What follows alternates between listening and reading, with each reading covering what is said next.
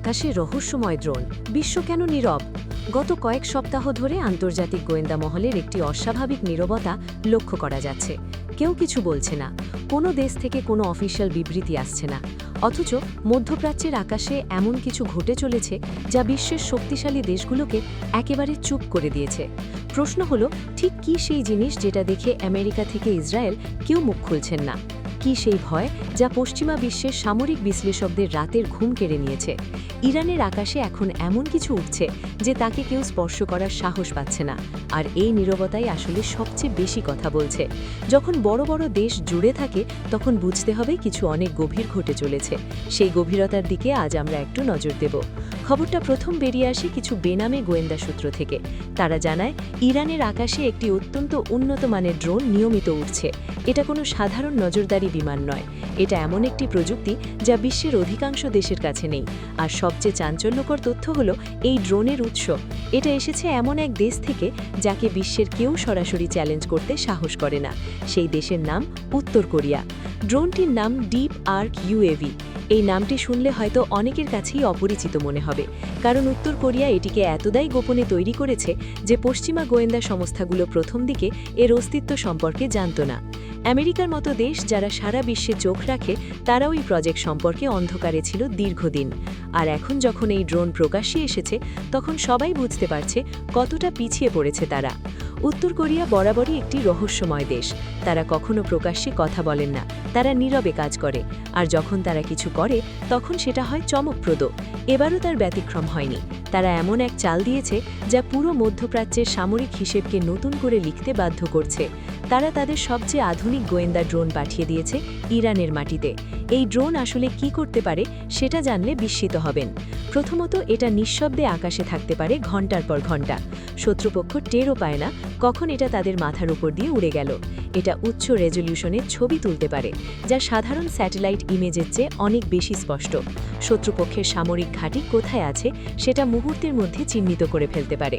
এমনকি প্রয়োজনে এই ড্রোন থেকে সরাসরি হামলা চালানো সম্ভব। কিন্তু এর সবচেয়ে ভয়ঙ্কর ক্ষমতা হলো এটি শত্রুপক্ষের রেডার সিগন্যাল ব্লক করে দিতে পারে। মানে শত্রু দেশগুলো যদি নিজেদের মধ্যে কোনো যোগাযোগ করতে চায়, এই ড্রোন সেই সিগন্যাল ধরে ফেলে। তারপর সেই তথ্য সরাসরি ইরানের সামরিক সদর দপ্তরে পাঠিয়ে দেয়। মানে যুদ্ধ শুরু হওয়ার আগেই ইরান জেনে যায় কে কার সাথে কি কথা বলছে, কোন দেশ কি পরিকল্পনা করছে। এই ধরনের সক্ষমতা খুব কম দেশেরই আছে। আর এখন সেই সক্ষমতা ইরানের হাতে চলে এসেছে উত্তর কোরিয়ার সৌজন্যে। প্রযুক্তিগত দিক থেকে এই ড্রোন সবকিছু অবিশ্বাস্য কাজ করতে পারে। সাধারণত বেশিরভাগ ড্রোন জিপিএস সিগন্যালের উপর নির্ভর করে চলে, কিন্তু ডিপ আর্ক সেই সীমাবদ্ধতা পেরিয়েছে। যদি কোথাও জিপিএস সিগন্যাল ব্লক করে দেওয়া হয়, তবুও এই ড্রোন নিজে নিজেই তার মিশন সম্পন্ন করতে পারে। এটি নিজের আভ্যন্তরীণ নেভিগেশন সিস্টেম ব্যবহার করে গন্তব্যে পৌঁছায় এবং কাজ শেষে নিরাপদে ফিরে আসে। এই ধরনের স্বয়ংক্রিয় ক্ষমতা খুবই বিরল এবং এটি ড্রোনকে অত্যন্ত বিপজ্জনক করে তুলেছে। আরও একটি বিষয় আছে যা এই ড্রোনকে অনন্য করেছে। এটি মাটির নিচে থাকা বস্তু শনাক্ত করতে পারে। ভাবা যায় কথাটা? শত্রুপক্ষ যদি মাটির নিচে গোপনে কোনো অস্ত্রাগার তৈরি করে, সেটাও এই ড্রোনের চোখ এড়াতে পারে না। এটি ভূগর্ভস্থ কম্পন এবং বৈদ্যুতিক সংকেত ধরে ফেলে। মাটির নিচে কি আছে সেটা বোঝা যায়। এই ধরনের প্রযুক্তি সাধারণত শুধুমাত্র কয়েকটি উন্নত দেশের কাছেই আছে। এখন সেই প্রযুক্তি উত্তর কোরিয়ার হাত ধরে ইরানের কাছে পৌঁছে গেছে। এই ড্রোনের দুটি আলাদা ভার্সন রয়েছে বলে জানা গেছে। ছোট ভার্সনটি মূলত গোপন তথ্য সংগ্রহের কাজে ব্যবহৃত হয়। এটি নিঃশব্দে শত্রুপক্ষের এলাকায় ঢুকে যায় এবং প্রয়োজনীয় তথ্য সংগ্রহ করে আবার চলে আসেন। কেউ টেরও পায় না। আর বড় ভার্সনটি সরাসরি আক্রমণাত্মক কাজে ব্যবহার করা হয়। এটি বোমা বা মিসাইল বহন করতে পারে এবং নির্দিষ্ট টার্গেটে নির্ভুলভাবে আঘাত হানতে সক্ষম। এই ভার্সন মিলিয়ে ইরান এখন এমন এক সক্ষমতা পেয়েছে যা আগে তাদের কাছে ছিল না। প্রশ্ন হলো, এই ড্রোনের প্রথম পরীক্ষা কোথায় হয়েছিল? জানা গেছে উত্তর কোরিয়া এটিই প্রথম সফলভাবে পরীক্ষা চালিয়েছিল। বাল্টিক উপকূলের সেই পরীক্ষার পর থেকেই পশ্চিমা বিশ্বে একটা চাপা উদ্বেগ দেখা দিয়েছিল। কিন্তু তখনও কেউ ভাবেনি এই ড্রোন এত দ্রুত মধ্যপ্রাচ্যে পৌঁছে যাবে। উত্তর কোরিয়া নীরবে তাদের কাজ করে গেছে। আর হঠাৎ একদিন পরেই খবর এলো ইরানের আকাশে এই ড্রোন উঠছে। এই খবর পশ্চিমা বিশ্বকে নাড়া দিয়ে গেছে, কারণ ইরান তো আগে থেকেই শক্তিশালী সামরিক দেশ।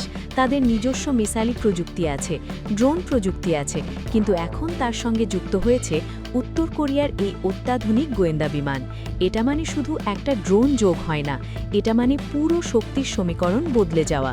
এখন প্রশ্ন হলো, কেন কেউ এই ড্রোন নামাচ্ছে না? ইসরায়েল তো মধ্যপ্রাচ্যের সবচেয়ে শক্তিশালী বিমান বাহিনী রাখে, তারা কেন চুপ? আমেরিকা যাদের পুরো অঞ্চলে সামরিক ঘাঁটি আছে, তারা কেন কিছু বলছে না?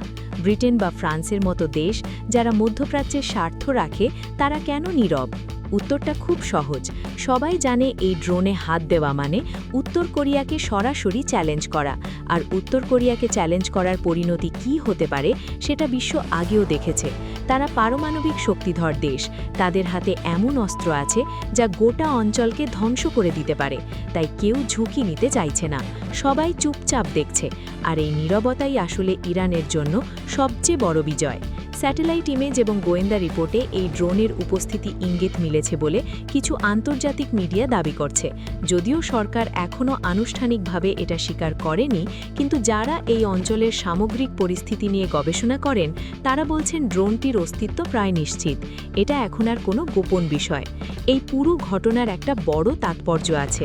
ইরান এতদিন মধ্যপ্রাচ্যে একা লড়াই করেছিল, আমেরিকা এবং তার মিত্ররা একদিকে, ইরান অন্যদিকে। কিন্তু এখন সেই সমীকরণ বদলে যাচ্ছে। রাশিয়া আগে থেকেই ইরানের পাশে ছিল, এখন উত্তর কোরিয়াও প্রকাশ্যে তাদের সমর্থনে এগিয়ে এসেছে। এই ড্রোন পাঠানো আসলে একটা সরাসরি বার্তা।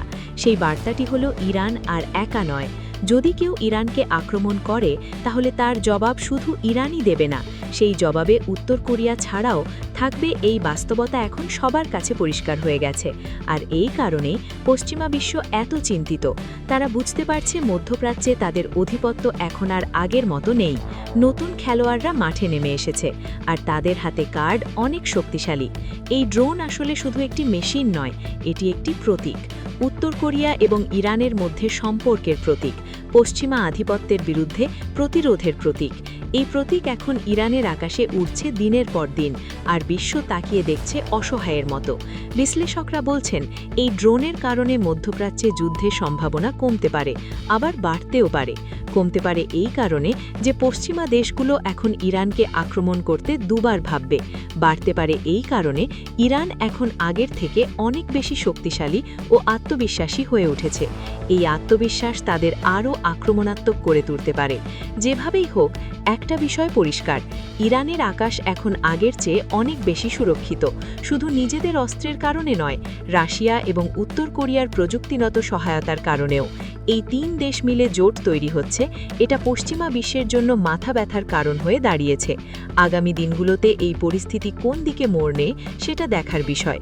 কিন্তু এই মুহূর্তে একটা কথা নিশ্চিতভাবে বলা যায়, ইরানের আকাশে রহস্যময় ড্রোন উঠছে, সেটা বিশ্ব রাজনীতির হিসাব নিকাশ বদলে দিয়েছে। আর এই বদলে যাওয়া হিসাবের সাথে খাপ খাওয়াতে পশ্চিমা বিশ্বকে এখন অনেক কাঠখড় পোড়াতে হবে। তো বন্ধুরা, আজকের ভিডিও এখানেই শেষ। ভিডিওটা ভালো লাগলে অবশ্যই লাইক দিন। খবর রূপান্তর ট্রেন্ডস চ্যানেলটি সাবস্ক্রাইব করুন, আর নিচে কমেন্ট করে জানাবেন আপনার মতামত। আবার দেখা হবে পরের ভিডিওতে। আল্লাহ হাফেজ।